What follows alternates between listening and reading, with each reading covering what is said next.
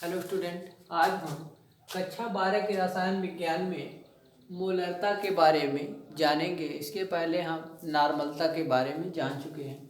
मोलरता क्या होती है? देखिए, किसी भी बिलियन के 1 लीटर में उपस्थित विलेय पदार्थ के मोलों की संख्या को क्या कहते हैं?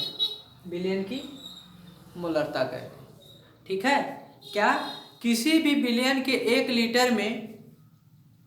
लीटर आयतन में उपस्थित विलेय पदार्थ के मोलों की संख्या को क्या कहते हैं? मोलरता कहते हैं। ठीक है, मोलरता बराबर होता क्या है? देखिए, मोलरता को हम जो है यम से प्रदर्शित करते हैं, कैपिटल यम से। ठीक है, कैपिटल यम से प्रदर्शित करते हैं। तो मोलरता बराबर होता क्या है? देखिए, यहाँ पर मोलरता बराबर होता है विलेय पदार्थ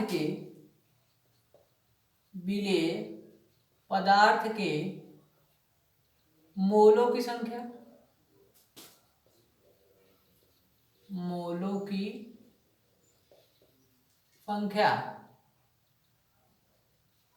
बटे विलयन का आयतन लीटर में। किसमें? बटे विलयन का आयतन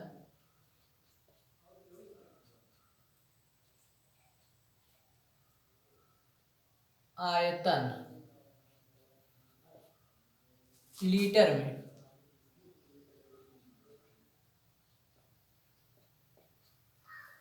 ठीक है, क्या होता है? विलेय पदार्थ के मोलों की संख्या बटे विलयन का आयतन लीटर में। इसके आगे अगर इसको हम जो है विलेय पदार्थ के मोलों की संख्या को किससे प्रदर्शित करते हैं? इसको हम स्मॉल n से प्रदर्शित करते हैं।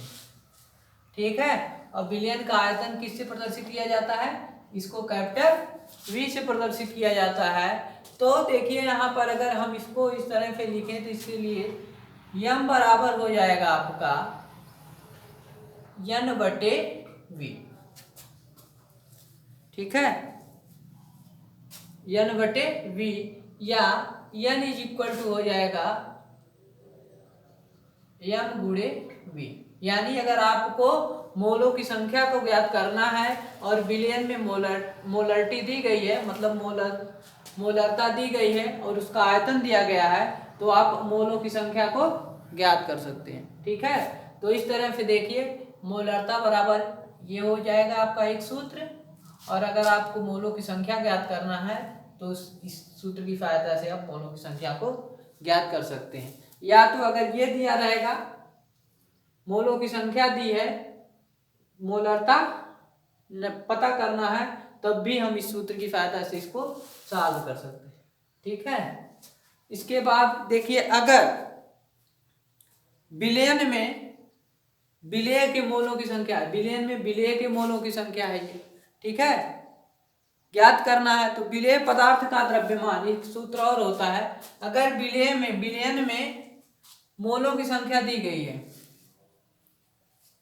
विलयन में विलेय के मोलों की संख्या, विलयन में विलेय की मोलों की संख्या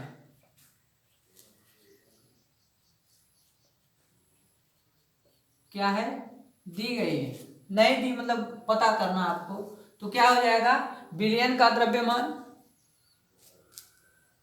विलयन में विलेय पदार्थ का द्रव्यमान, यानी विलेय पदार्थ का द्रव्यमान,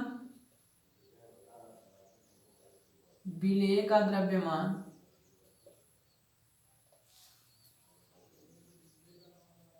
ये किस में रहेगा?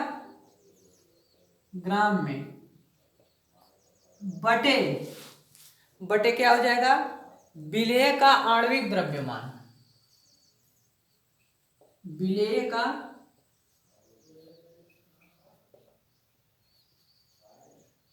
आणविक द्रव्यमान।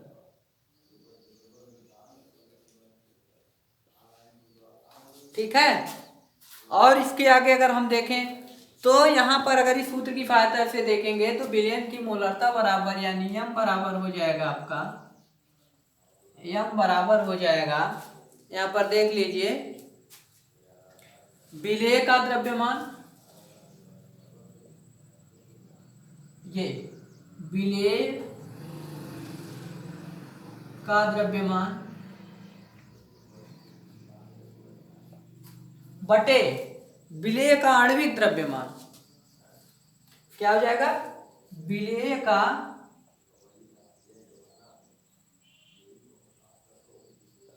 आणविक द्रव्यमान।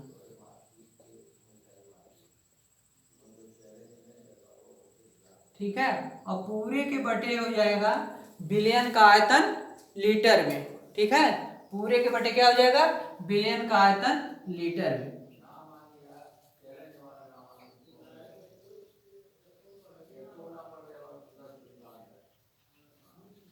विलयन का आयतन लीटर में।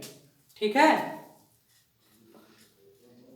इस तरह से अगर हम सूत्र का प्रतिपादन करें तो सूत्र क्या हो जाएगा आपका, यहां पर हो जाएगा m बराबर,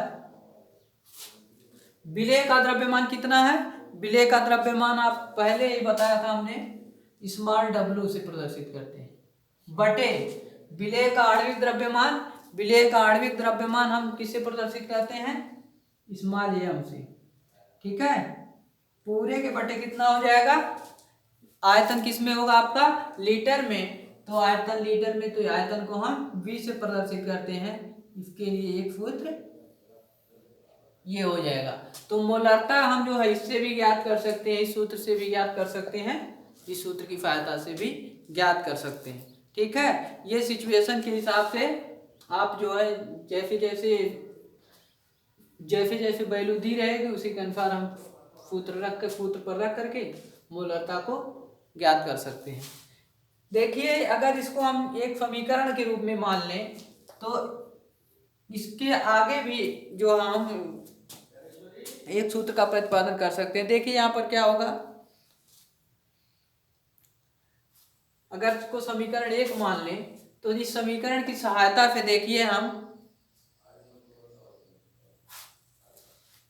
इसको, इस समीकरण की सहायता से हम बराबर हो जाएगा, अगर इसी में जो है परिवर्तन कर दिया जाता है। ठीक है, क्योंकि इसके बराबर ये हो जाएगा W बटे m गुणे, आयतन लीटर में दिया है ना, ठीक है, गुणे इसके W बटे m गुणे v, इस तरह से सूत्र जो हम लगा सकते हैं। ठीक है, इस सूत्र की सहायता से भी हम मोलरता को निकाल सकते हैं। ये कैपिटल M होगा। ठीक है, ये जितना है M कैपिटल होगा। ठीक, तो इस सूत्र की सहायता से हम मोलरता को ज्ञात करेंगे। इसके बाद आता है मोललता। तो मोललता क्या होती है देख लीजिए, 1000 ग्राम विलायक में घुले विलेय पदार्थ के मोलों की संख्या को हम विलयन की मोललता कहते हैं। ठीक है, इसे स्मॉल m से प्रदर्शित करते हैं या दर्शाते हैं। विलयन की मोललता m बराबर क्या होता है, विलेय के मोलों की संख्या, हमने पहले बता दिया था, विलेय पदार्थ के मोलों की संख्या, विलेय की मोलों की संख्या बटे विलायक का द्रव्यमान। ठीक है, और गुणे कितना हो जाएगा, पूरे का 1000। ठीक है, इसके बाद देखिए विलेय पदार्थ का द्रव्यमान ग्राम में, मतलब मोललता बराबर विलेय पदार्थ का द्रव्यमान ग्राम में, मोलों की संख्या है ना यहाँ पे। तो अगर हम यहाँ पर देखिए, ये जो द्रव्यमान गुणे 1000 लिखा गया है, ठीक है, अगर विलेय पदार्थ का द्रव्यमान हम ग्राम में ले रहे हैं तो बटे क्या कर रहे हैं, विलेय का आणविक द्रव्यमान गुणे विलायक का द्रव्यमान, यानी विलयन में विलेय और विलायक दोनों हैं, तो दोनों के विलेय का आणविक द्रव्यमान और तथा विलायक का द्रव्यमान लेंगे, दोनों को मिलाएंगे तो क्या हो जाएगा, विलायक का द्रव्यमान विलयन का द्रव्यमान हो जाएगा। ठीक है, तो इस तरह से या तो इसकी सूत्र की सहायता से लगा सकते हैं हम, या तो देखिए मोललता बराबर हो जाएगा विलेय पदार्थ के मोलों की संख्या बटे विलायक का द्रव्यमान किग्रा में। अगर किग्रा में दिया है तब हम यहाँ पर गुणे 1000 ना करके उसको हटा देंगे, तब यहाँ पर हम केजी में लिखेंगे। ठीक है, उसके बाद ये किसके बराबर होता है, ये देखिए विलयन में विलेय पदार्थ की सांद्रता विलयन में विलेय पदार्थ की कितनी सांद्रता है उसको लिखेंगे, बटे में विलयन में विलेय पदार्थ का आणविक द्रव्यमान। ठीक है, जो विलयन में हम जो विलेय पदार्थ डालेंगे उसका आणविक द्रव्यमान लिखेंगे। ठीक है, तो इस तरह से जो हम मोललता को ज्ञात कर सकते हैं। यहाँ पर देखिए, यदि किसी विलायक की W ग्राम, ठीक है, वेट कितना है W ग्राम में मोलों की संख्या x है, तो मोलों की संख्या कितनी है x मान लिया गया है। मोलों की संख्या x है तो मोललता बराबर क्या होगा। तो अब यहाँ देखिए इस सूत्र की सहायता से हम मोललता को सॉल्व करते हैं। ठीक है, तो x बटे W गुणे 1000 हो जाएगा। ठीक है, तो मोललता बराबर क्या हो गया, x बटे W गुणे 1000। इस सूत्र की सहायता से हम मोललता को ज्ञात कर सकते हैं। ठीक है, अगर इन सूत्रों के आधार पर जितने भी क्वेश्चन आपके बुक में दिए गए हैं उसको आप लोग सॉल्व कर लीजिएगा आगे इसके नेक्स्ट वीडियो में।